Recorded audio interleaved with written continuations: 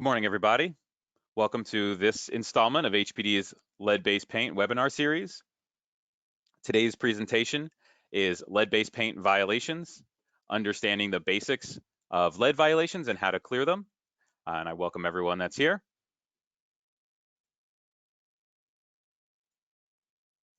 Before we get started, a couple administrative things to cover. First of all, my name is Jesse Laufer. I'm a trainer in HPD's Office of Enforcement and Neighborhood Services. I'm joined by a few guests to help us this morning. We have Elaine Toribio. She's the director of the FAR unit. You want to say hi, Elaine? Hi, everyone. Good morning. I'll be helping on the back end with some of your questions. Happy to be here. Excellent. Thank you, Elaine. We are also joined by Curly Wyndham. He is the Lead-Based Paint Inspections Unit Chief. Good morning, everyone. Thank you for joining us. And Joe Ayub, the Lead-Based Paint Administrative Chief. Good morning, everybody. Pleasure being here this morning. Those two guests, Chief Wyndham and Chief Ayub, they oversee HPD's Lead-Based Paint Enforcement Unit. So we appreciate them taking their time to help give us some information throughout this presentation, and then at the end when we have time for some questions. A quick tour of the webinar interface before we get started. As mentioned, there'll be some questions and answer period at the end. You can use the questions panel if you're joined on a desktop or laptop traditional type computer. You see here the questions. You may have to click this arrow to expand that panel, and then you can type in your questions. The rest of our team will be keeping track of them so we can answer them quickly and easily once we get to the end of the presentation. Also, if you're having any technical difficulties, you can use that as well. There isn't a ton of help we can provide individually, but often if you're having trouble with some audio, switching audio methods in the control panel works, or leaving and rejoining the meeting the webinar also sometimes helps. In addition, you'll see a handout panel. You have, this says 5, but you have 2 handouts available. We'll reference these throughout the presentation. They are available on the website as well, along with many of the other items we're going to see throughout today's presentation. If you're joining on a mobile platform, you see the same functions are here. You may just have to do a single tap on the screen in order for these buttons to appear, and then you can select them to answer your questions or to ask the questions or to download the handouts. After the webinar, a survey will automatically launch. That'll happen after our Q&A time. It's just a few questions. It'll only take a few minutes, so please give us some feedback. Tell us how we did, the good, the bad, and otherwise, so we can improve our future webinar offerings. We always read all the comments and make changes based on what we've been hearing from the audience. In addition, a recording of this session will be available. You'll receive an automated email, usually within about 24 hours of the conclusion. So about this time tomorrow, you'll receive a link so you can view this exact recording online in case you want to go back. And if you have trouble keeping up in a certain spot, that's fine. You'll have the ability to go back and review all or a portion of this video. In addition, in the coming days, this recording will be posted to the HPD website. I'll show you that at the end of the presentation, and the HPD's YouTube channel will also get it. So you'll have the ability to go back and check this out. If you are joining us just for those video recordings, I know I mentioned some handouts. Everything that you see here, all the documents are available on the HPD website.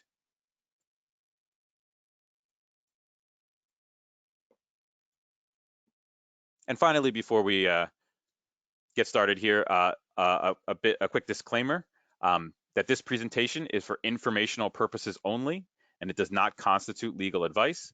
This presentation is not a complete statement of building owners' responsibilities relating to lead-based paint or any other topic. Our target audience today are building owners, though if you aren't a building owner or building manager, certainly there's lots to learn here as well. We are assuming a little familiarity with the city's lead-based paint rules.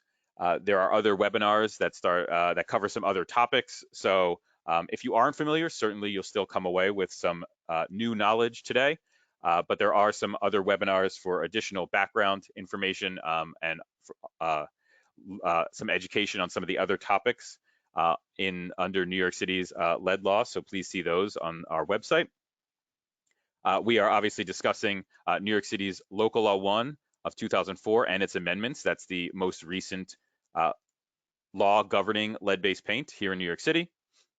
And this presentation is intended as a general guide to HPD's process for issuing and clearing lead-based paint violations under Local Law 1. Owners must carefully read all of the instructions in their notice of violation. We'll discuss what that means a little bit later. And in other HPD guides and materials, and use their own judgment to adapt the suggestions and principles in this webinar in order to comply with the law. So now let's take a look at what we're going to be covering today. So we're going to start with a quick big picture overview of owners' responsibilities, a bit of a summary of owners' responsibilities. Then we're going to go into how HPD lead-based paint violations are written or are issued. Then how the owner will receive, correct, and clear those violations. Clearing violations is how owners tell HPD that they have fixed them, and then what HPD does after that. Then we'll talk about some other kinds of violations, some less typical violations related to lead-based paint, consequences of having open lead-based paint violations, and we'll direct you to some more resources before answering some of your questions. So before we jump into that first part, let's take a quick poll. So let me launch it now. And just a simple poll, have you attended any of our previous lead-based paint webinars, or have you watched any of our previous lead-based paint webinars? So either attended them live, as you're doing now, or if you watched a recording. So just to get an idea of who is returning and who are beginners to the lead-based paint webinar series. So I'll leave this open for about another 10 seconds or so. It looks like we have about 2/3 of everyone responded. You should be able to just tap right on your screen, and it will, and then hit a submit button. And I'll close this poll in 5, 4, 3, 2, 1. And let's see our results here. So it looks like about 1/5 are returning folks for webinars, so welcome back. But the vast majority are here for the first time, so welcome. Hopefully you'll have some good takeaways from this webinar, and we'll also understand where our other webinar offerings are located. You'll be able to go and learn about other topics under the lead-based paint umbrella. And as questions come up, just a reminder, I'll try to keep reminding everyone as we go, especially for the new folks, type in your questions and we'll do our best to get to everyone's question at the end, time permitting.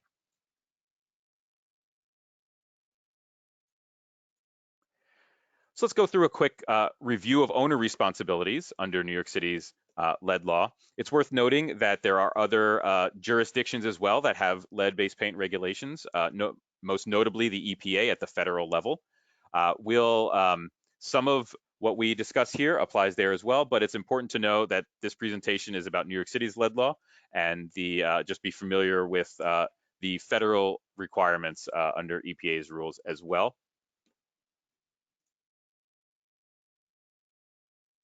So in New York City, a little history, the sale of lead-based paint was banned in New York City on January 1st, 1960. So that date we're going to see come back a few times. It's also worth mentioning here that the sale of lead-based paint or the use of lead-based paint in residential buildings nationwide was banned January 1st, 1978. We're going to see both of these dates come back. What that means is that any building built before this date, before this 1960 date, it's just generally expected that there was lead-based paint in use. It was in wide use before the ban. And so that's why under Local Law 1, paint is presumed to be lead-based paint if the building was built prior to that date, right? It was in wide use, and so if a building is of that age, then the paint that's there is presumed to be lead-based paint. Another consideration, another requirement that will lead to the presumption of the paint being lead-based paint is that a child under 6 years old resides in the unit. Children are more vulnerable to the effects of lead poisoning, elevated blood lead levels, and so the law focuses on that most vulnerable population. So if a child under 6 years old resides in the unit, that's one of the criteria for the presumption of paint being lead-based paint. One quick note, resides was clarified over a few years ago. It means lives or routinely spends 10 or more hours per week. So this can include a grandchild staying at a grandparent's apartment on Saturday and Sunday, roughly 7 hours each day, and they do that every weekend. That child resides there. Even if we wouldn't say that they live there under the typical definition of a child living in an apartment, they reside there for the definitions of Local Law 1. The third criteria for this presumption that paint is lead-based paint is that the building is a multiple dwelling, so that's 3 or more residential units, or the building is a private dwelling with tenant-occupied units, private dwelling being 1 or 2 units. This is different. As of February 11th of this year, 2021, Local Law 1 was expanded to cover private dwellings with tenant-occupied units. So previously it was only multiple dwellings that where most of the provisions of Local Law 1 applied. Now all the provisions of Local Law 1 applied, they apply to all multiple dwellings and private dwellings with tenant-occupied units.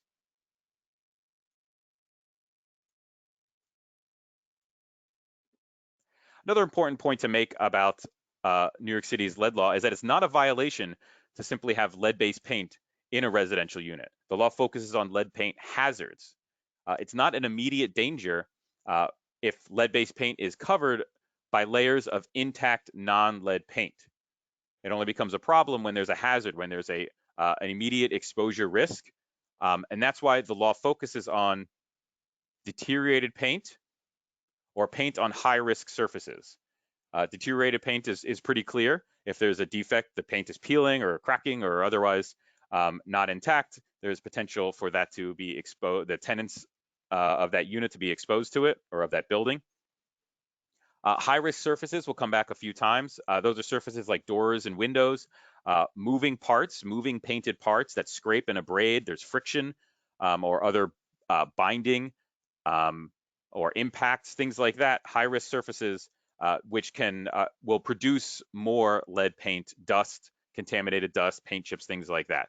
So that's what the law focuses on, is deteriorated paint and high-risk surfaces. And also, as we said, the presence of a child under 6 years old. That's the vulnerable population. And so when these two conditions are met, that's really the main focus of New York City's lead law.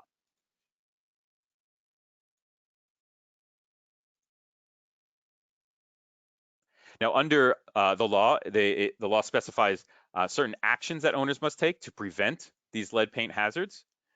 These actions include things like an annual notice to tenants to find out where a child under 6 resides, performing an annual investigation or at least annual investigation in the units with children under 6 to identify these hazards,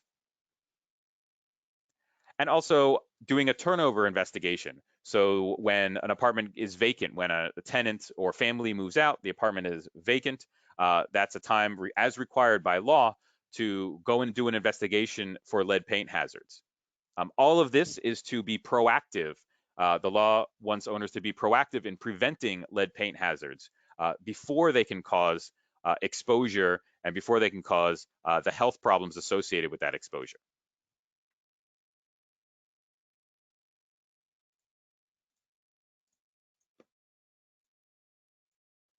The law also, in addition to the preventative measures, the law also includes actions that owners must take to correct lead-based paint hazards.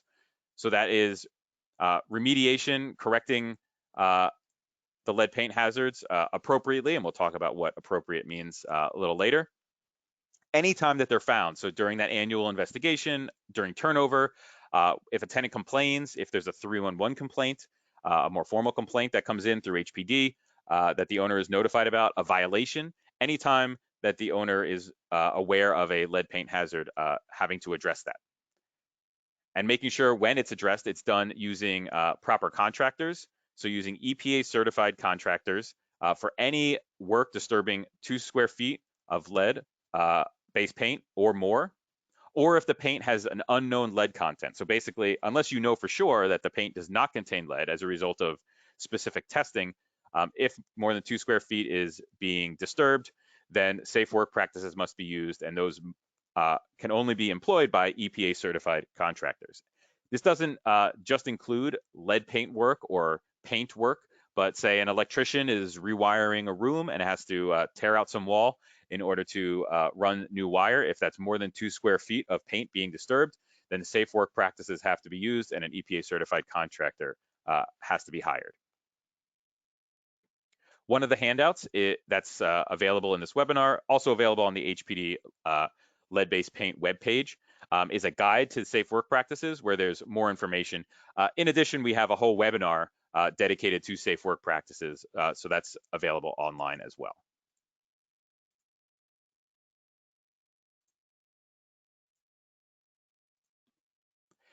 So one more quick poll mostly for building owners, just to see, gauge our familiarity.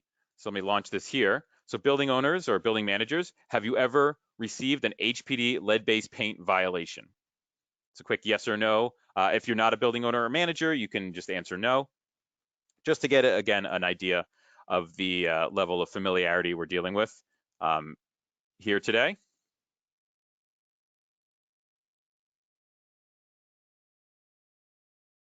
And it looks like about 2/3 have already submitted an answer. We'll leave this open for another 10 seconds.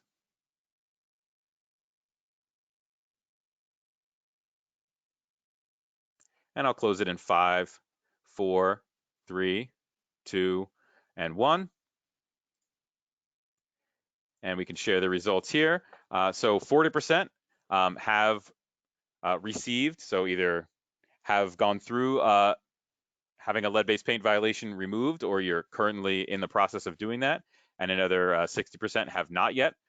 So welcome to both groups. Hopefully those that are dealing with or have dealt with a lead-based paint violation will learn some new things about the process, and those that haven't, it's great that you're here, and because the best way to deal with lead-based paint violations is to be prepared and to understand the process before you're up against a deadline that comes with the violation. Because it's going to be, admittedly, it would be difficult to get up to speed in the time allotted for that deadline. It's great that you're here to be educated in the event that a violation gets issued.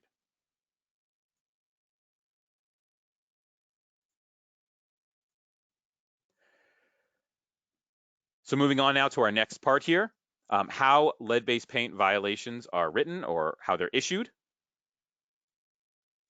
Our focus today is mainly on the most common type of lead paint, or common category, I should say, of lead paint violations. There's 2 of them, 2 specific violations. This is the type of violation where an inspector goes into a unit, into a building, sees deteriorated paint, and issues a violation as a result. So that's what our focus is going to be. When we get to a later section, we will discuss some other violation considerations, but this is what our main section is going to be. HPD does issue other violations for things like failure to perform turnover requirements or other violations surrounding record keeping. And like I said, we will discuss those a little bit later. So the criteria for this most common type of violation that we're focusing on here to be issued, this stuff should already look familiar. We're only 17 slides in. It should already look familiar. The first criteria, a child under 6 resides in the unit. So they live or routinely spend 10 or more hours per week in the unit. The other criteria, one of the other criteria is that paint is deteriorated. Remember, we're looking for lead paint hazards. And that HPD knows or must presume that the deteriorated paint is lead-based paint. HPD will know that based on an inspector's XRF test, a positive test. We're going to see that in just a second.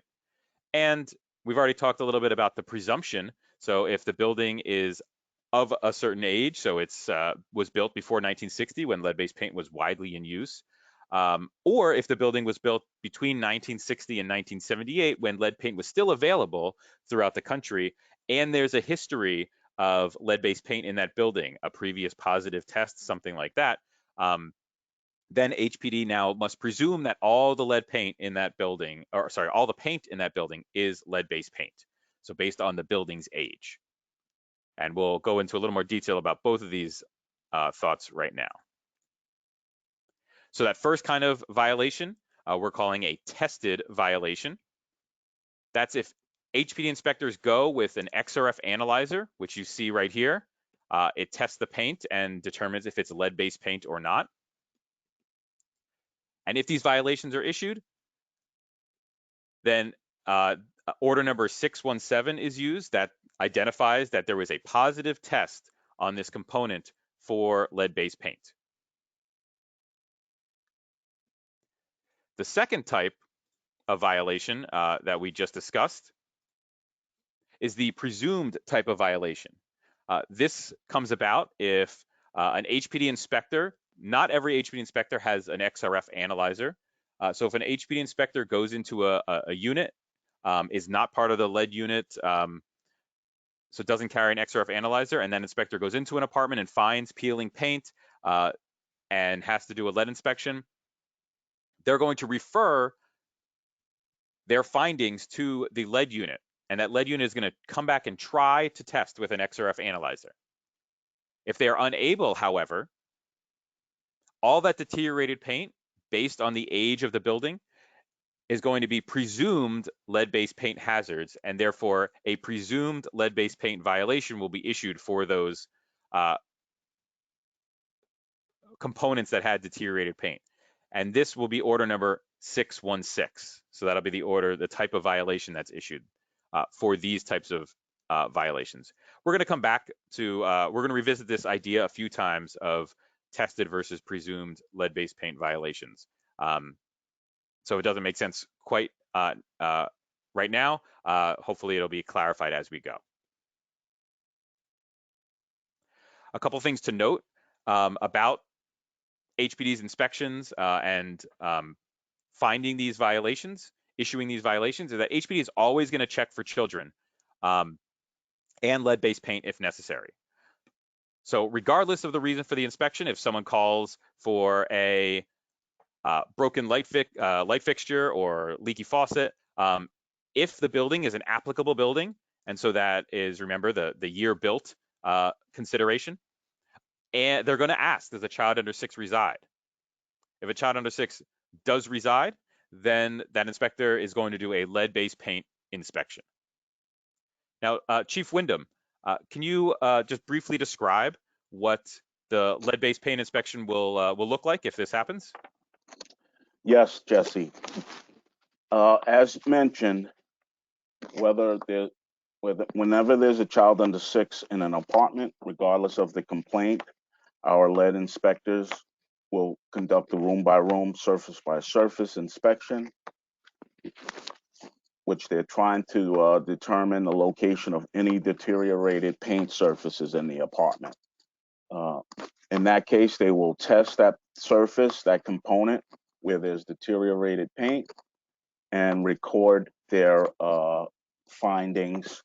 The apartment will be sketched, and the sketch will be submitted to the landlord, so they can determine, which will indicate the location of the positives, and they will also pick up any maintenance conditions in that apartment that may need addressing.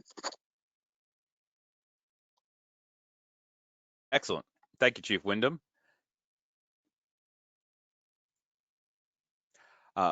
Another important point is that HPD is always going to attempt to do that XRF testing, so we can conclusively say this and avoid that presumption of lead-based paint. We can test the surfaces and say this is lead-based paint, this paint is not lead-based paint.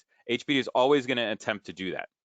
There are 2 pathways for this. If a tenant calls 311 and submits a complaint, the 311 operator almost always will be asking, does a child under 6 reside in the unit? If they do, if they answer yes, then that complaint gets sent straight to the lead unit, and an inspector with an XRF analyzer will go out to that apartment and be able to test any paint that's necessary right on the spot. However, if a complainant through 311 doesn't identify that a child under 6 resides in the unit, then a lead unit inspector will not be deployed to that unit. However, there are situations, misunderstanding of question, language barriers, children moving in, moving out. There are situations where an inspector will still find a child under 6 residing in a unit in an applicable building. And if that's the case, the inspector is going to create a report on where they find deteriorated paint and submit that report back to the lead unit. And the lead unit is going to then try to go back and access that apartment with an XRF analyzer to do the testing. Now, if the lead unit can't regain access at that point, that's a situation where there's still a presumption that the paint is lead-based paint, and that's when those 616 order number, those 616 presumed violations will be issued.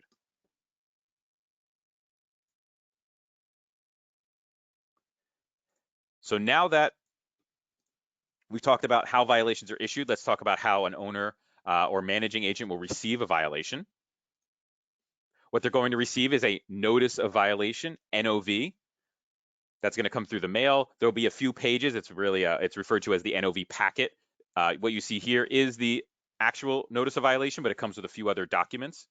I encourage everybody, read these thoroughly. Read them twice, in fact, just to make sure all the information you need is there. One of the main problems that people have dealing with this process is not reading the documents, and if they have questions, not reaching out for questions, just making assumptions about things, skipping steps. That's a big pitfall. Just to point out here, what you see is a corrected date.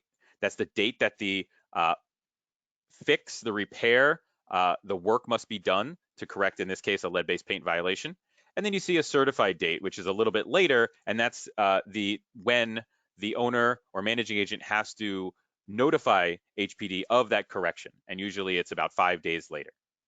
So be mindful of these dates. This certified date also, that's the date to be submitted, or that the mail, if it's being sent in, has to be postmarked.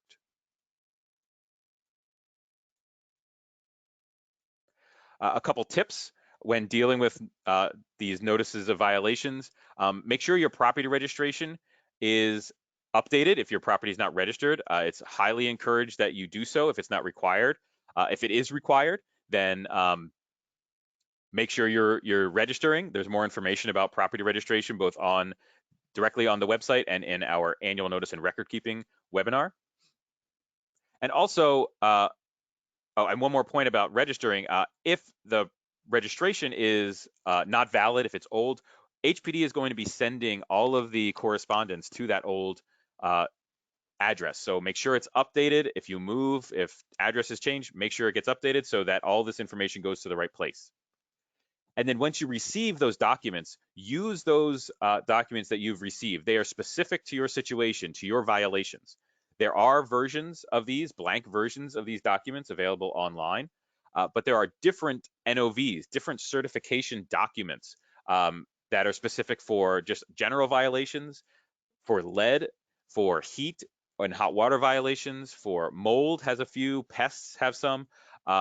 So there are different flavors of all of these, and if you use the wrong one, even if it's filled out properly, it's got the wrong information on it. It's asking for the wrong information, and so that document will be invalid when you submit it.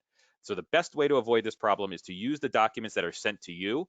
They are going to be specific for the violations that come in that packet, and that's what should be used when completing certification.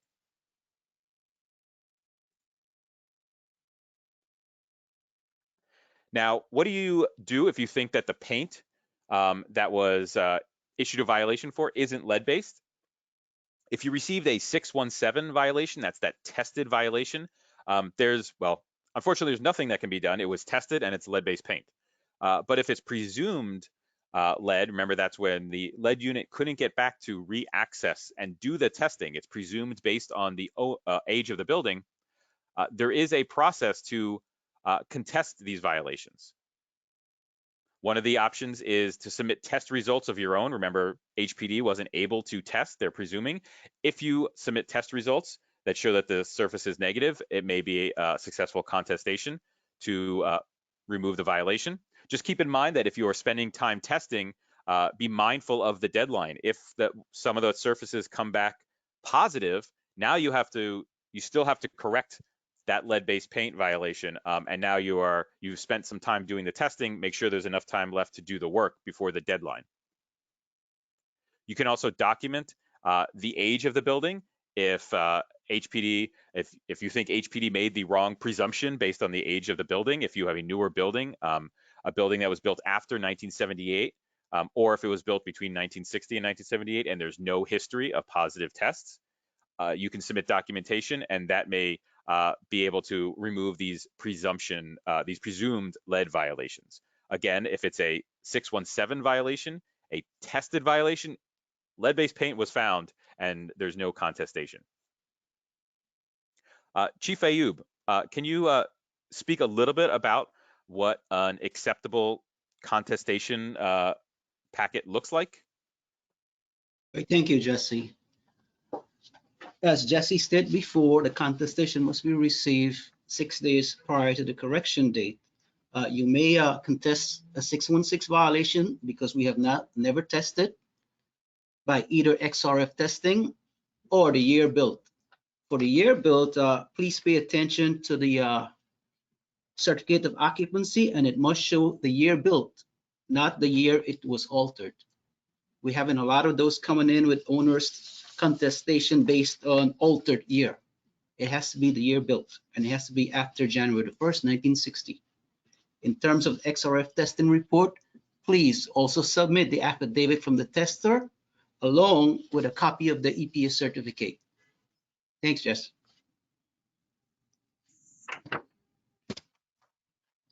Thank you, Chief Wyndham. And we're going to see in a slightly different context, we'll see a little later what some of those documents look like that Chief Ayub just mentioned with the certificates and the testing documents.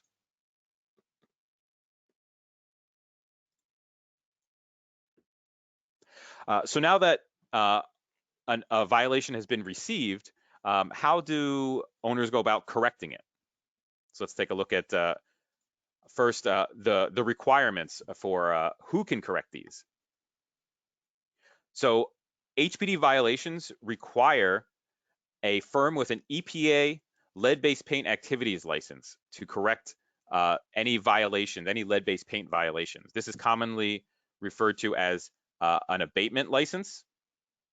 And so they're the ones that have to perform the work. A firm with that type of licensure has to perform the work to correct a violation issued by HPD.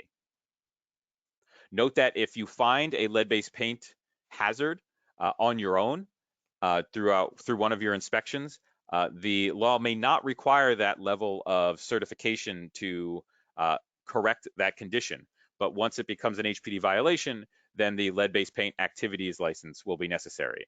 Just note that any lead-based paint work over more than 2 square feet does require an EPA certification. There are just a few different types of that.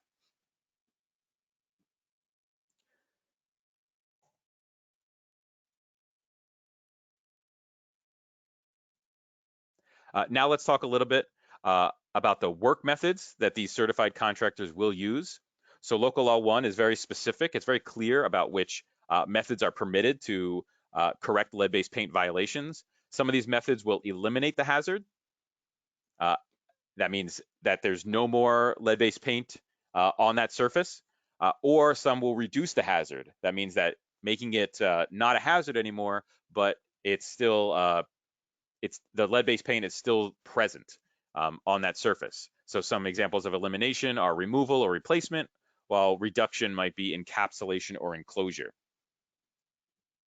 For windows and doors, these are, again, we mentioned before, the high-risk surfaces. So windows and doors that have a lot of moving parts, much faster rate of deterioration because of the extra friction of the paint dispersing lead contaminated dust if it is lead-based paint. There are special provisions in the law for these types of surfaces. While you can correct a violation using the elimination or the reduction methods, keep in mind that once turnover occurs, so once the apartment becomes vacant, these door and window friction surfaces require the elimination method to be used, not just the reduction method, but the elimination method to be used. So it's worth understanding if you're doing any violation corrections on doors and windows, it's worth understanding the turnover requirements as well, because if you use the reduction methods, then you may just have to, once turnover, if someone moves out and the apartment is vacant, now you'll have to go back and revisit those components and do additional work, where it might be better to just do that elimination work right off the bat to satisfy the violation, and then you don't have to worry about turnover when that comes around.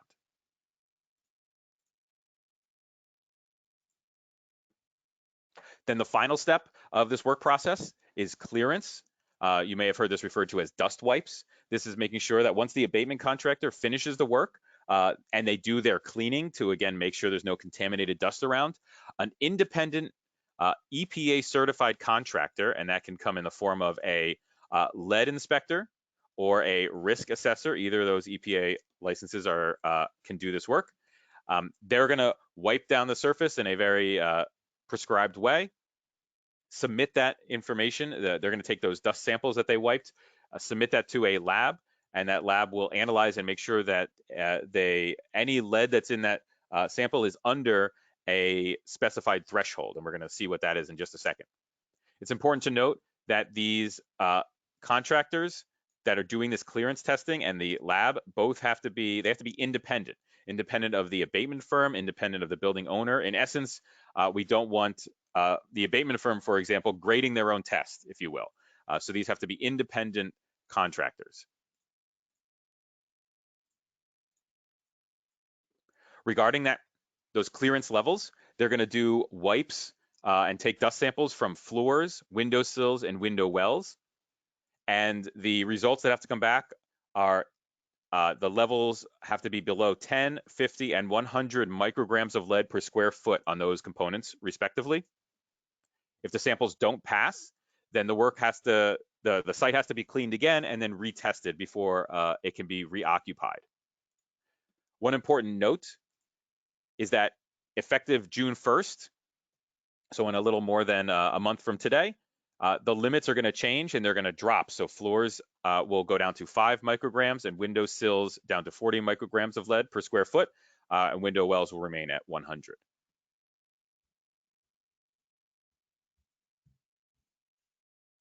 There are some essential tools that you can use when choosing contractors. You want to make sure that they are EPA certified, and there's a search feature on the EPA website that you can use to verify EPA or search for EPA licensed firms. The dust wipe lab that's being used, you want to make sure that that is certified by New York State. And then also make sure you check the Department of Health and Mental Hygiene's website. They have a list of companies that are prohibited from doing certain lead-based paint activities in the city. So make sure you're not using one of those prohibited companies that can't do work in the city. One other note is that abatement firms, they may refer a dust wipe contractor to the building owner or managing agent, but the owner has to contract and pay them separately. So they're allowed to make referrals, but they can't be a subcontractor, in essence, of the abatement firm.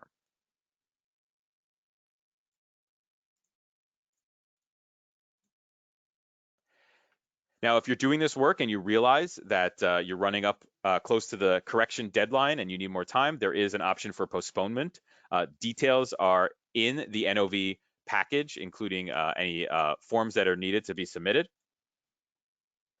The deadline for this form, it has to be postmarked no later than 5 days before the correction date. So it can't be that the correction date is tomorrow. Oh no, I don't have enough time. Let me request a postponement. It's too late at that point. You have to make sure you are on top of the timeline of your abatement contractors. You're staying on top of this, and you submit your request with enough time to meet this this deadline for requesting a postponement. And those the postponement can be requested. It can be granted up to 14 days. There's a second postponement that may also be available, but those I've heard are can be a little more difficult to receive. And Chief Ayub, can you just briefly discuss what's required for postponements to be granted and why that second postponement is often less common? Yes, Jesse. While the first postponement for 14 days is kind of straightforward, we also grant a second postponement for an additional 14 days. For us to grant the second postponement, you will have to get us an affidavit from a certified contractor stating the service where the violation was issued for is stabilized. That's all that's required in addition to the same requirement for the first postponement.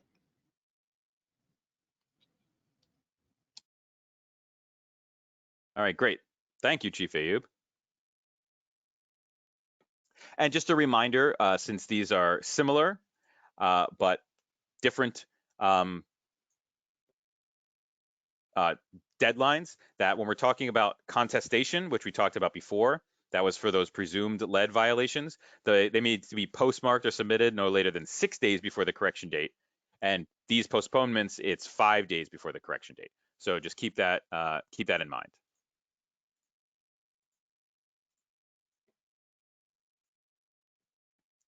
So we've covered receiving and correcting lead-based paint violations. Now let's look at removing the violation, clearing the violation once the work is done. Before we jump into the specifics of the process, let's cover some basics of the ideas behind removing these violations. So there are two main requirements, two types of verification that are needed to clear a lead-based paint violation. And Chief Wyndham, would you be able to briefly describe these two types of verification that are needed to clear a lead-based paint violation? Yes, Jesse. We would need to reinspect the condition to confirm that the location was repaired before we can clear the violation. However, we also need the original abatement paperwork pertaining to that violation. We need the original EPA firm affidavit that's notarized. We need the abatement supervisors who monitor the repair work. We need his EPA certification. We need the firm's EPA certification. We also need the original clearance dust wipe samples and the original dust wipe sampler affidavit for the areas that are in question, and the certification of that inspector or risk assessor who performed the clearance sample. Back to you, Jesse. Great, thank you, Chief. And all the things he just mentioned, we're going to see examples of those coming up shortly. So these are the two main components. And why do we need this?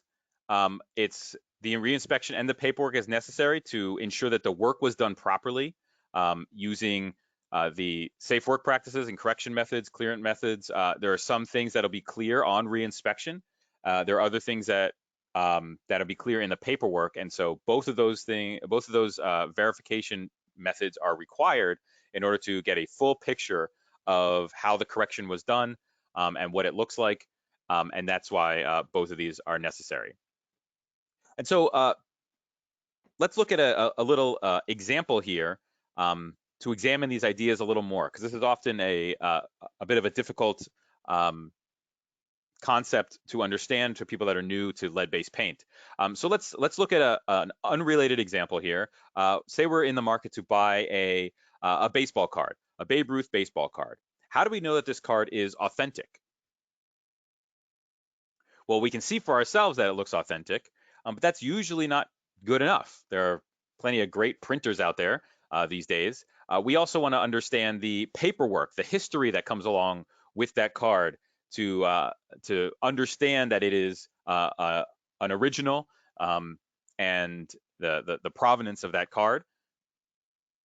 If we were to receive a card like this and someone says, yeah, that's the Babe Ruth card, even if the paperwork looks great, we wouldn't, even if the paperwork, the history, all that looked valid, we still wouldn't accept this because it wouldn't pass that visual inspection. This doesn't look like what we were expecting. And so we would reject both the card and the paperwork.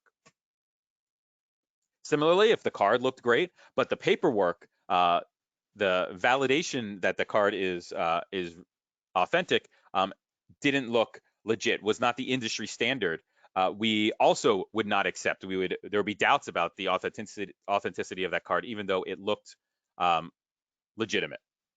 So only when we have both a visually acceptable baseball card and the history and paperwork that goes with it will we accept the whole package as something legitimate, as something valid. So similarly, with a lead-based paint violation and lead-based paint work, we want to do that reinspection to ensure that both that the surface looks good, looks repaired, but we also need the paperwork to ensure that the proper work methods were used and the proper contractors were used, licensed contractors were used. We can't tell anything about the contractors by looking at the work, and also looking at the licensure doesn't tell us anything about the work site. So we need both of these items in order to have a complete package. So now let's get into those specifics about clearing these violations. This chart here just details the two different paths that can be followed to remove a violation. You have the certification path, which is when the deadlines haven't passed and everything's being done as the law prescribes. And then there's the overdue path, which is officially in violation of the law because some deadlines have been missed or some invalid documents were submitted. For the certification path, that on-time path, there's no penalties if it's completed properly. At least and there's no extra costs from HPD.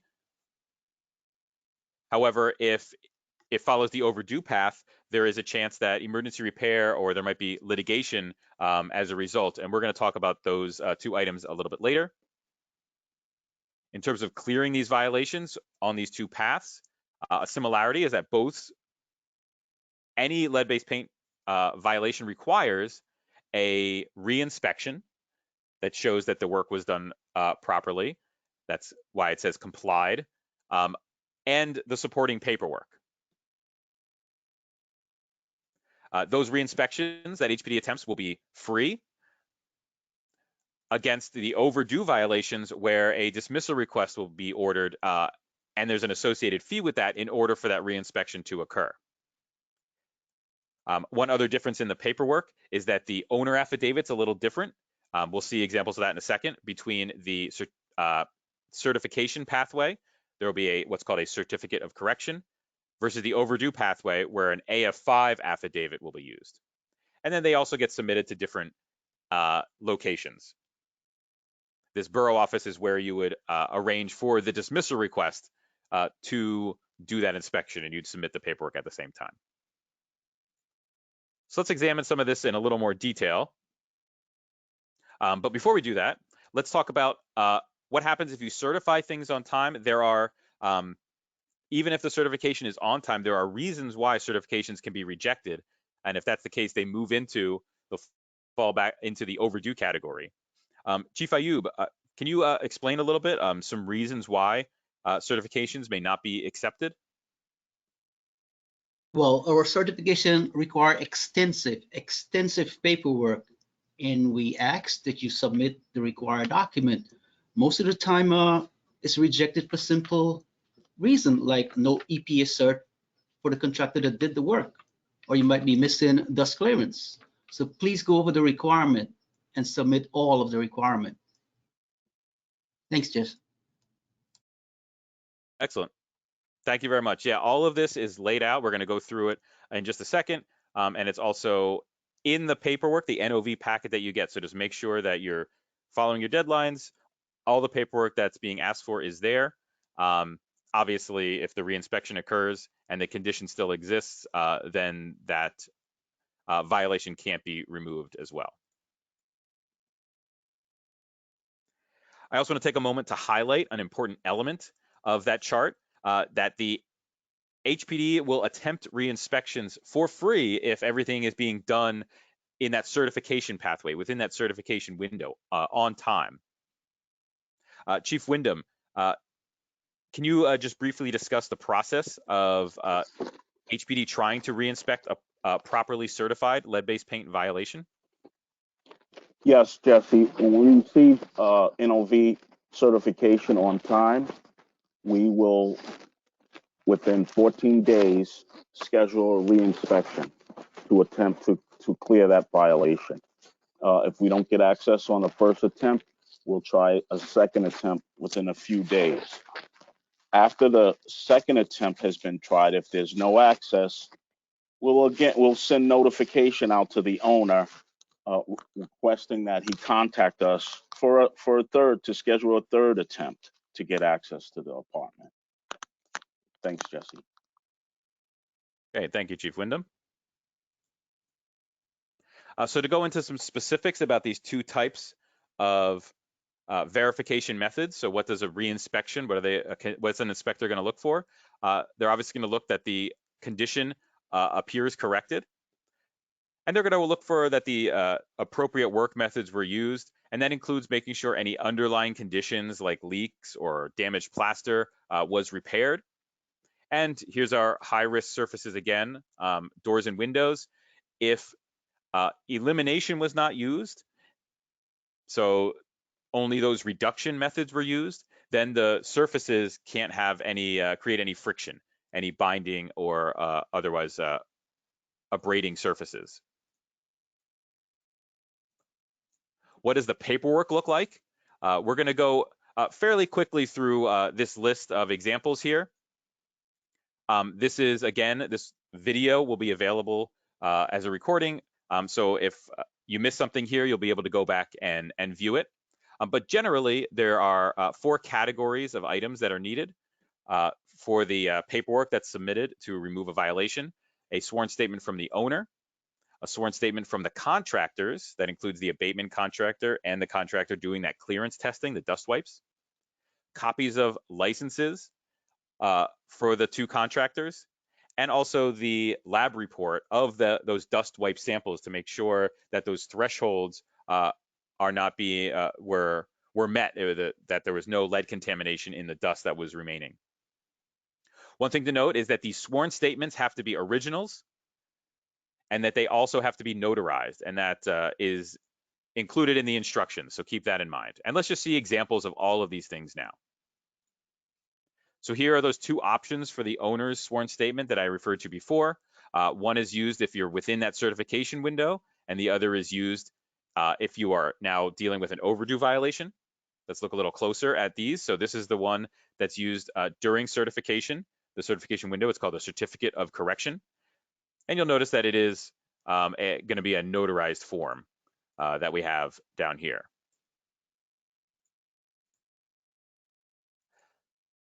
We can look at the other document. This is used if you have overdue violations.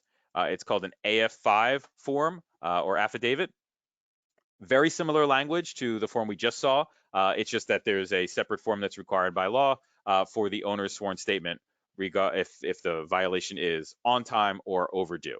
So you'll have to keep track of this depending on the status of your violation. There's a sworn statement from the abatement contractor. I'll just point out quickly here that different employees or in the abatement firm can sign this, and we're going to see in just a second an extra piece of an extra document that's needed if the lead abatement supervisor signs it. So just keep that in mind. This is available. This template is available on the HPD website, but the abatement firm can also use their own. Many abatement firms produce their own sworn statements, and that's fine too. That's acceptable to submit those, as long as it's an original. Similarly, the dust wipe contractor has to submit a sworn statement. Here is an HPD template that's available on the website that they can use, or they can produce their own. We're into that 3rd category now. So we have the owners and contractors sworn statements. Now we're into the licenses, the EPA licenses. This is an example of an EPA license for an abatement firm. It actually doesn't say abatement, it'll say lead-based paint activities on it, so that firm's license is necessary. In addition, if the firm's affidavit is signed by a lead abatement supervisor, then the lead abatement supervisor has to submit their supervisor license. If that was hard to follow, that's why we're giving you guys the recording. It's also listed in the paperwork, so you can go back and review that. Similarly, the license for the dust wipe, the clearance contractor, has to be submitted. That can come in two flavors: the risk assessor or the lead inspector. We can look at those a little closer. Here's the risk assessor license and the lead inspector license. For these licenses, it's okay if they submit an interim certification, but it's not okay if they're just submitting a course completion certificate. So keep that in mind and make sure you're checking these licenses and checking the dates just to make sure. Another thing to point out is that the date that the work was done has to fall within the effective dates, the active dates of these licenses. So here you have a issued date and you have an expiration date, and so the work has to be done within that window. Otherwise, this license wasn't valid for that time that the work was done. So something to keep track of. And then finally, the dust wipe lab report has to be submitted. And I'll just make a quick highlight here that it has to have entries for adjacent and field blank in order to be accepted. I won't talk any more about what that is specifically, but just it's good to note. And it comes back again here. So we asked the folks who do the processing of this paperwork some of the most common mistakes that they see. So these are just issues to double check. You see what I just mentioned, that all dust wipe lab reports have to have the adjacent and blank reading. But other common mistakes are that you have to provide the originals of the sworn statements. That's what you have to do, not copies. Make sure the work completion dates on all those sworn statements match. And what I said, said before, if a lead abatement supervisor is signing the abatement contractor's sworn statement, that abatement supervisor has to submit their license as well.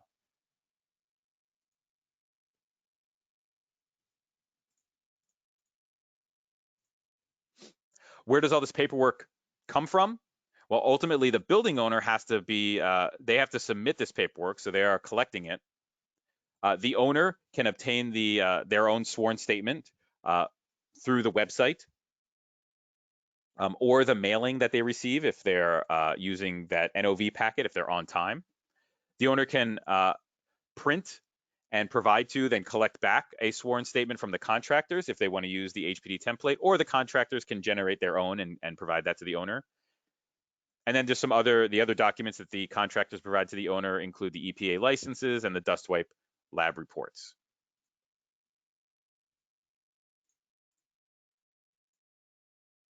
Now, there are a couple other considerations with regard to work dates. We mentioned making sure that the work date occurs, or the work period occurs during the active portion of a license for the contractor. There are some other considerations which we're not going to get into here, but it's worth just mentioning here that the paperwork must be submitted for the same work that the HPD inspector saw during a reinspection. So, for example, if the HPD inspector did an inspection on May 1st, and then the paperwork that was submitted said that the work was completed on May 10th, that inspector did not see the full work and did not do a complete inspection on the work start to finish. In that situation, that certification package will be rejected because the inspection needs to happen after the work is completed. This gets a little more complicated if the unfortunate situation where certifications are rejected. So we've created about a 30-minute video. I'll show you where that is online at the end, detailing this, going through some timelines and showing examples in case you have additional questions or are dealing with any work date issues, how to use HPD Online and those tools to look at your specific work dates, important work dates for each lead violation on your building. So that's available online. And then one other note is if you receive a defect letter, defect does sound like it's something bad, but in this case, it's something good. That's what gets produced if you have a reinspection that's completed and it's done and it passes that reinspection, what we call complied. A defect letter will be sent out if that paperwork component is incomplete. And it'll detail what is still necessary to be submitted. Now, if you've already submitted that paperwork, then HPD might still be in the process of processing it. So hang tight, and the violation, assuming the paperwork is valid, the violation will be closed once that paperwork gets processed.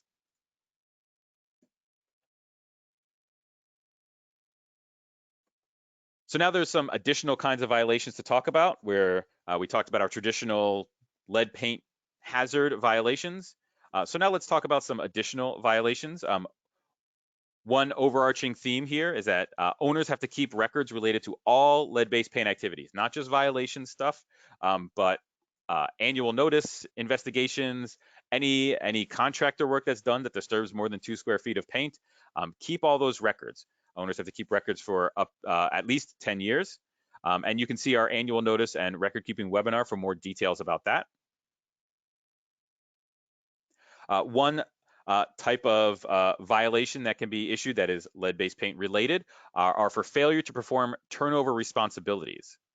So as with any other violation, lead-based paint violation that we've been discussing, if an inspector identifies a lead paint hazard on a door or window friction surfaces, then a tested or presumed violation will be issued for that hazard, for that defective paint.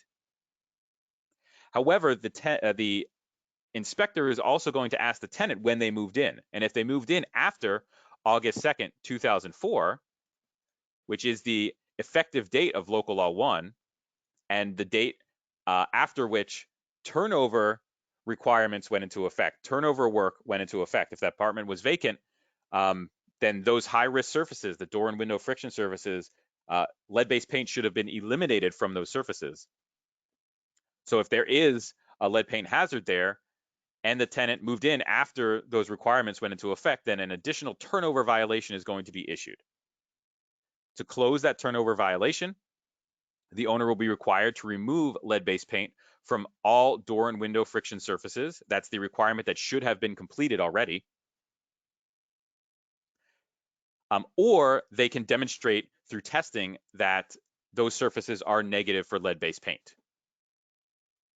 And we have a whole webinar devoted to turnover requirements, so please see that on our website for more information.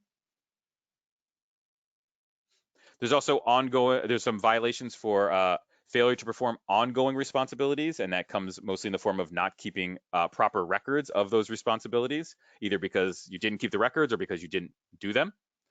So HPD will periodically audit buildings for lead paint compliance. And buildings are selected based on a number of factors, including the number of lead-based paint violations that are issued for the building. And in an audit, there's a record production order. And if that's not fulfilled, if an owner doesn't respond to that, then a violation will be issued. And that'll be checking for records for things like performing turnover requirements, annual notice, all the things we've talked about already. Another quick note, before Local Law 1 went into effect, there were other older lead laws that have been superseded. If you have any violations that are order number 555 or 610, 611, or 612, those are violations that were for lead-based paint before Local Law 1 went into effect. There are different requirements to remove those violations, so make sure you contact the lead unit for guidance on clearing these types of violations.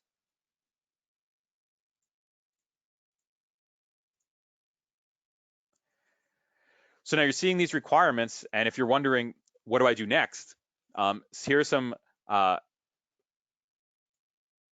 simple steps that you can follow to start getting into compliance. You can compile any records that you do have and start saving all records going forward. That includes any repair documentation or testing documentation, emails, things like that. Any correspondence with tenants about the annual notice and investigations.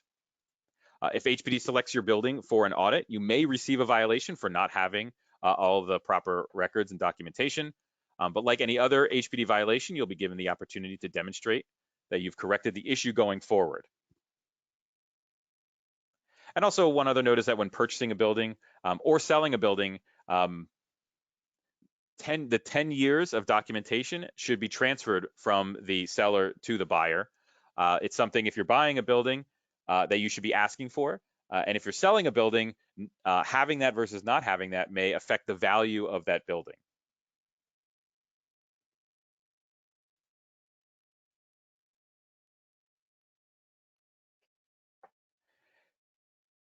We have a couple just final topics here. We've talked about HPD's proactive role in finding lead-based paint hazards, but the Department of Health and Mental Hygiene also gets involved when a child is found to have elevated blood lead levels. That'll prompt an investigation, and if a lead-based paint hazard is found, then a commissioner's order to abate, or CODA, will be issued. And if that happens for a residential building, then HPD will get involved, and they will reinspect all units with children under 6, and they are also going to audit the building, the property for their records, as we've just mentioned. And Chief Ayub, since you're involved in this, can you speak about HPD's response to a CODA being issued, what they will do? Sure thing, Jesse. Whenever DOH, Department of Health, issue a CODA in the building, they also forward the case over to HPD. At that point, our job is to send out the record production order to the owner, and we demand that the owner submit all records maintained at the building for the last 10 years in reference to lead work. If the owner don't submit the documents within 45 days, we will issue a violation, and regardless if document was submitted or not, we will go out and attempt to inspect any of the unit where a child under 6 reside.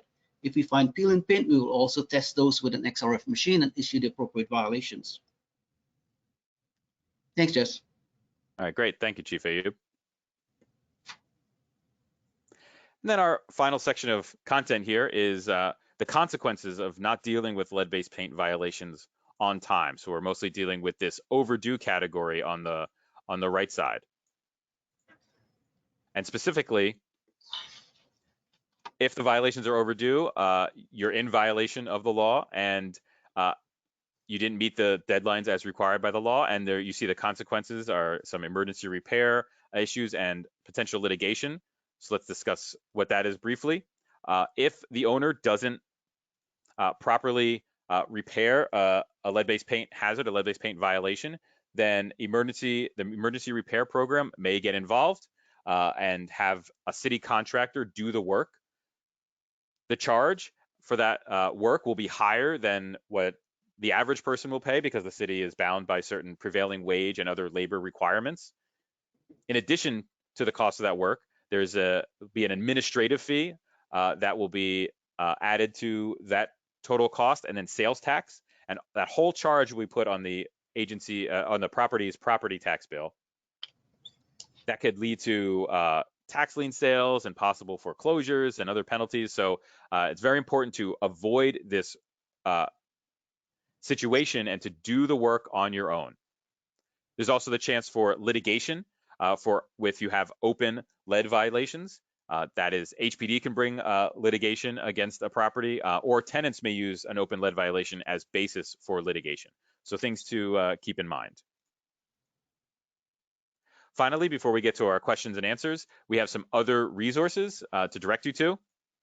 There are some resources on our website, and I'll just switch over to the website really quick here and show you.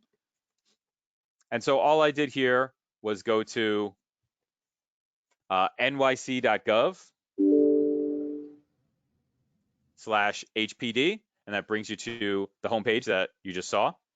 And just to focus on a couple items here, find building data. That's HPD Online. That's where you can go in and put in an address, your address for your building or buildings, look up information about open violation. There's a special screen just for lead-based paint violations that has key dates. That's what the video, I'll show you where to find that in a second. That extra video I mentioned will describe what those dates mean. If you haven't registered your property or if you need to update your registration, visit this link. And then we're going to click here, learn about safety. This is a link, and there's a few different ways to get to these screens that we're going to go to, but this has a list of major maintenance issues that happen in buildings. One thing before we move into the lead-based paint page is this ABCs of housing. If you click in here, this is a booklet that'll give you a good overview of what HPD does, including contact information for various units at HPD. So that's a great resource. But going back to that list, I'm going to scroll down to lead-based paint and click on that. And this is the website that has a ton of information, everything we've discussed today and more. I'm going to scroll down to owner responsibilities. You can see that there are annual requirement information about that, safe work practices, exemption. We have webinars on all of these topics. Turnover. Here in violations, that was our topic today. This is where you'll find links to all of the forms. Here's your postponement forms. Your certification forms, although use the ones that you are receiving in the mail. What to do with overdue violations. And here is the link to that video that about 30 minutes that describes a little more about the process of making sure your dates, your work dates all align. A few other things to quickly point out.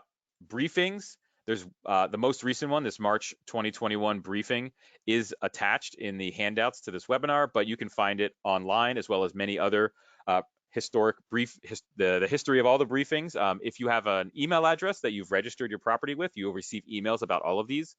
These have great bits of information, updates, reminders about responsibilities, changes in the law. So refer to these for more information. Here's where you can find all of our webinars. The private dwelling webinar, that's geared towards the new expansion to of lead laws to private dwellings. So if you own a multiple dwelling and you're new to all of this, that's a great place to start. It's a good overview of all the responsibilities. And then there's just some more information here. So this is HPD's website. Go there, explore. It's got a lot of great information in it.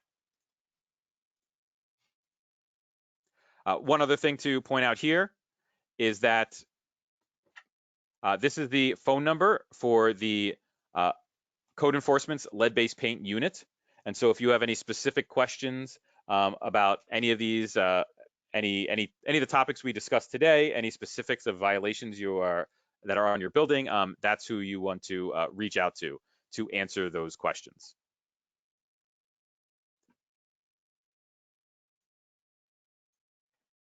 One other quick reminder that at the end there's a survey, so please stick around. That'll automatically launch when we're done with our Q&A, and that you'll receive a video recording of this via email within about 24 hours. So with that, we've reached our Q&A portion. So let me open it up. We have Elaine helping us out and our two chiefs, if they have any questions they'd like to jump into, or if Elaine has some that she'd like to pitch to them. We can start with one common question that has come in from several participants. It's the variation on the same question. It's basically asking, if my building was built before 1960, but it has been subsequently rehabbed, gut rehabbed multiple times, do we still have to abide by these requirements? And Curly or Joe, whichever one of you wants to take that question.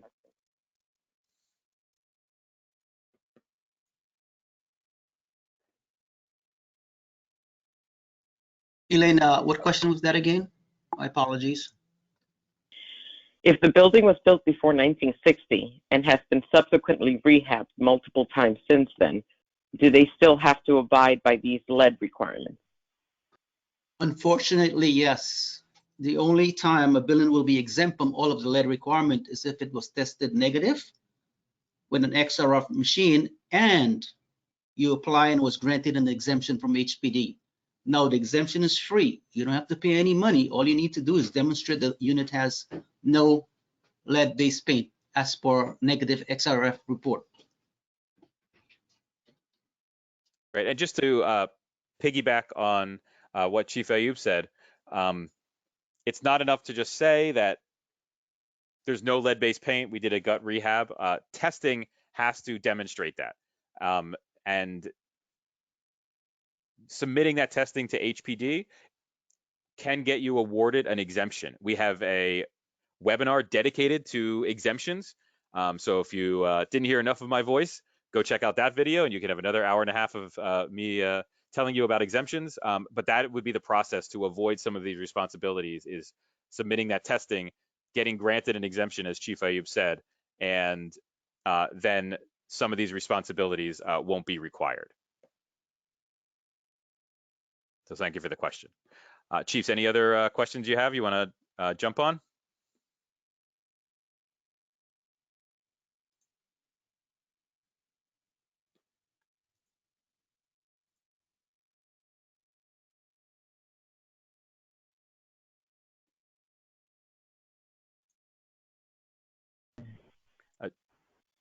It looks like Hi, Chief Jesse. Wyndham. It's Early. Oh, you're back. All right. Do you have a question you want to address? Yes. Participant asked if all inspectors carry an XRF tester with them. That's not correct. Only the lead inspectors carry an XRF tester with them. The regular borough inspectors do not carry an XRF tester with them. They will simply do a lead test in the apartment and make a referral to the lead unit to come again on another date. Thanks, Jesse. All right, great. Thank you, Chief. Okay, we've got a question for Chief Ayub. Upon turnover, if we test the apartment by XRF and no lead is found in the apartment, do we still need to keep turnover records after that, or just keeping the XRF testing is good enough? Well, if you test and it's negative for lead, you, like I said before, you still have to do all the requirement unless you're granted an exemption. Once the exemption is granted, then you're relief of all those responsibilities. So yes, you will still have to do that. In addition, I see another question here related to the same question here. So if you have a 614 already issue and you do negative XRF report, send those report to us at the lead unit and we will remove the violation.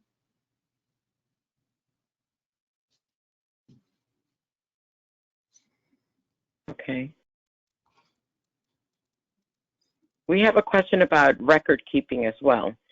For the record keeping violation number 618, how would you be able to remove the violation if you are missing documents related to the annual safety, since it's for 10 years and we may have missing documents and I'm the only owner in the past 10 years? Unfortunately, we can go back in time and get those documents, so the violation will remain on record until that time where you could provide 10 years of record. One walk around that is to go ahead and have the whole building XRF tested and be granted an exemption from HPD. Okay. Yeah, and it Jesse, seems like do you have a question? Oh, sorry. well, yeah, it seems like there are a number of questions about lots of ways of saying, I think that or I know that there's no lead-based paint in my unit. I've tested, I've gut rehabbed. All of those, in order for HPD to consider any of that, the unit has to be granted an exemption. And so all of that documentation, the negative tests, have to be sent to HPD through an exemption application. It'll be reviewed, and then an exemption will be granted. It's not enough to just say I have that testing requirement. There are some little situations here and there where negative tests can be used to remove a violation, like a presumed lead violation, but it won't give you a blanket. It won't remove any of these responsibilities across the board. It'll always be in a one-off, case-by-case basis, unless you get granted that exemption. As Chief Ayub said, exemption is free. It just is requiring some paperwork to be gathered. If you've already done the testing, if you haven't done the testing, one thing to note is that last August, a new law went into effect that is requiring testing in all rental units So that's all units in multiple dwellings and all rental units in private dwellings. Extensive lead testing, not remediation, not removal of the lead, but the testing to understand where the lead is in every unit. That's required to be completed no later than August 2025. And so, in meeting that requirement, in doing all of that testing, make sure you keep exemption in mind while you're doing that testing, because if everything comes back negative, for example, that you are well on your way to receiving that exemption. You just have to submit those results to HPD through an official exemption application. So keep that in mind, but it's the testing and the exemption then resulting from that testing being submitted to HPD that will remove any of the responsibilities that we've discussed today. Okay, Chief Wyndham, we have a question here from George. He says, 3 times your inspectors claimed that my apartments have lead. I had the units tested and the results came back negative. So how would you answer this question when, according to the building owner, there's a discrepancy? His testing comes up negative for lead, but the HPD inspectors test come back positive for lead. What should he do in this case? Well, we cannot determine the exact locations where the testing took place. So if he has concerns about that, maybe he can have the entire apartment XRF tested. And if the results come back negative, he can submit an exemption application for that apartment to get it clear. And Elaine, to piggyback on what Chief Wyndham says, let's take, for example, a wall, right? The paint is not uniform in terms of thickness throughout the whole wall. It might be, depends on where they test the walls, right? Like at the bottom, to the side where the moldings are, it's very thicker there, so the concentration built up in terms of the lead content. That's a good point. Yeah. Great. So Chief Ayub, there's another good question that I thought you might be able to answer.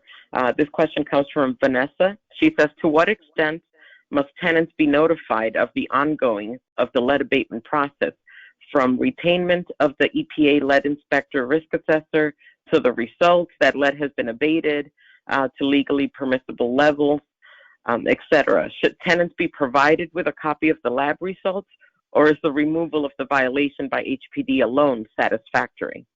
So basically, how involved or how informed should the tenants be throughout the process?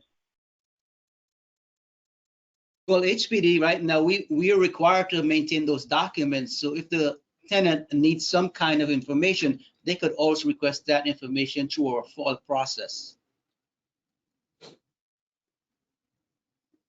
But I think the question is, how much information does the owner have to provide the tenant in terms of when they hire a firm, when the abatement work is done, etc.? So how much information does the owner need to provide the tenant? Elaine, unfortunately, I can't answer that question. It depends on the law, and it has to be into what regards. Okay. It's very extensive. Yeah. Should they contact the lead unit for more information, or is this something that they may need to hire an attorney to? They could always contact us and give us specific, and we'll be able to answer it from there. But in terms of general question, it's too vast and wide to answer. Okay. Jesse, do you want to signal the next question while I provide in the chat? I'm going to provide the contact info for the lead unit. Sure. I can also move the slide back to provide that phone number. But let's okay. ask this Chief Wyndham. In cases where a window must be replaced and there is a delay owing to the building being in a landmark district and the window has to be custom made, what steps can be taken to assure that the work is underway and presumably that the violation doesn't become overdue? We can go through the postponement process pertaining to that, as long as they provide documentation that they're waiting for clearance to start the work. However, once that process is up, the postponement period, we cannot grant him any postponement. Unless, of course, it's a capital improvement project. We will consider an extended postponement period. And to echo what Chief Wyndham says, our lead violation is usually 21 days to correct. If you factor in 2 postponement, that moves you up to 49 days as opposed to 21. So please consider doing either first or second or both if you need additional time to correct the violation. Great, thank you. We have another question. Chief Ayub, is there a list of contractors or firms that HPD can recommend? Unfortunately, we cannot. It's a conflict of interest. What they can do is to go to the EPA website. You can put in your zip code and you'll have a host of contractors to choose from. You may also call 311 and ask for guidance. But even though we're affiliated with a lot of good contractors, we cannot give those out. It's a conflict of interest. We have another question that came in from Winsome. What if you didn't know you had a lead-based paint violation? It was issued in 1994. Well, that's an unfortunate situation. However, lead-based paint violations, any violations, they are attached to a building, and whoever owns that building owns the violation. Hopefully, when purchasing a building, the due diligence is done to ensure that any HPD violations or Department of Building violations, for that matter, are identified and understood.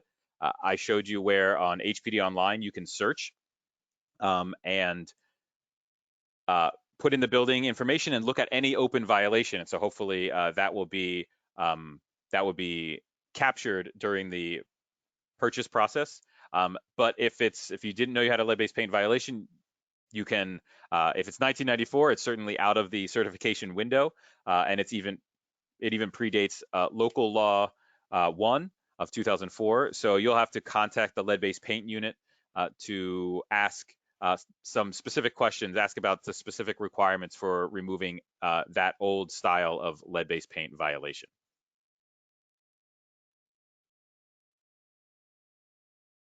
Okay, folks, we are over the 12:30 time. We've gotten a lot of really good questions, and we were able to answer quite a few of them. Now, Jesse has the contact information for the code enforcement lead-based paint unit. So any specific questions about, your particular situation, please feel free to reach out to them. So unless Jesse or Chief Ayub or Chief Wyndham, unless you see some other urgent question that you think you can address quickly, I think we should probably wrap it up. Yeah, I haven't seen any others that'll be quick. Yeah. I saw a few questions in reference to order number 614. For those folks, please reach out to the lead unit and we could assist you one-on-one individually. Right, and that's the number that Jesse has up on the slide.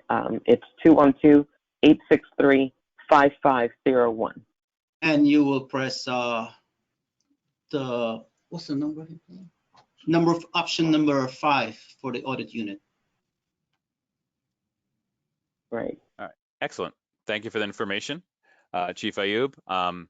And then I'll leave this phone number up here now instead of switching to our thank you slide quite yet. But thank you. I want to thank everyone for attending and for the great questions. Certainly join us for our future webinars. Keep an eye on the website, the lead-based paint page, especially for any future webinar offerings.